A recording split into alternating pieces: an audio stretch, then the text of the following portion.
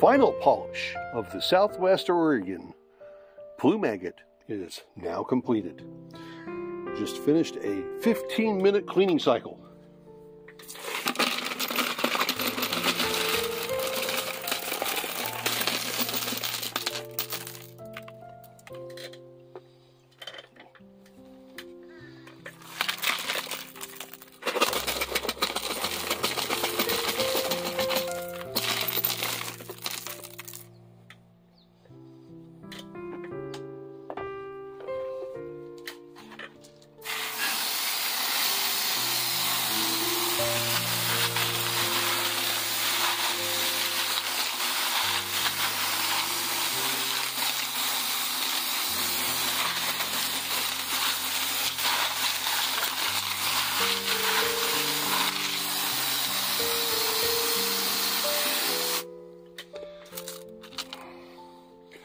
Can't tell much because they're still wet, but the feel, I think I'm going to be happy with these.